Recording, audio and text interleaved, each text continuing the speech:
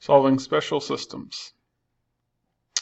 So when you are looking at a system of equations, you have a couple different types. So a consistent system is a system that has at least one solution, whereas an inconsistent system is a system that has no solutions.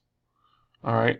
An independent system has exactly one solution, and a dependent system has infinitely many solutions. So there are three different types of systems. I know we've got four labels here, but there's three different types. You have the inconsistent system, so it has no solutions. The independent system that is also consistent because it has at least one solution, and in this case it has just one solution. And then you have a dependent system that is also consistent. It has infinitely many solutions, which means it has at least one solution. Okay.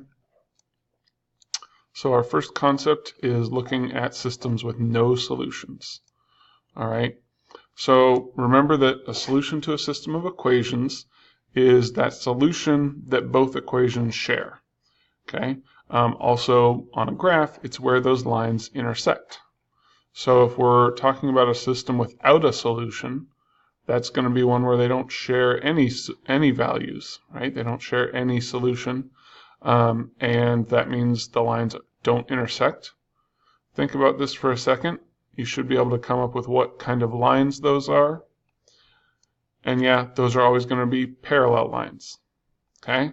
So if we're looking at a system without a solution, it's going to be inconsistent, and my two lines are going to be parallel. All right? If you're looking at the graph, you can recognize they're parallel, and you can say, oh, those are parallel, they don't have a solution. If you are looking at them in a form where you can easily tell, oh yeah, same slope. They both have a slope of 1, they have different y-intercepts, those are going to be inconsistent, there's not going to be a solution. All right?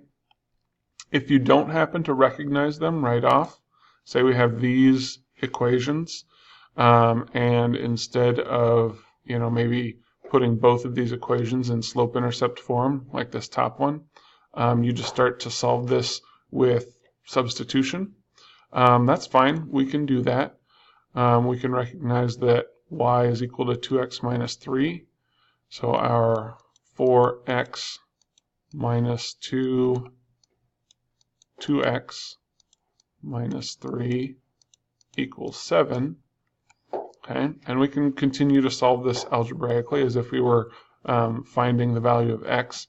But what we're going to find is that our variable is going to disappear, right? So negative 2 times 2x, negative 4x, negative 2 times negative 3 is going to be a positive 6. My x's, my 4x and my negative 4x cancel, so I'm left with 6 is equal to 7. Okay, so if you ever get into this point where your variables disappear and the values you have left are not equal to one another, then you have an inconsistent system. Okay, you have one where your lines are parallel and they are not overlapping. All right, so those are the three different types of ways to recognize it. Parallel lines, same slopes, all right, with different y-intercepts, or using substitution or elimination and finding that your variables cancel each other out and you're left with an unequal equation.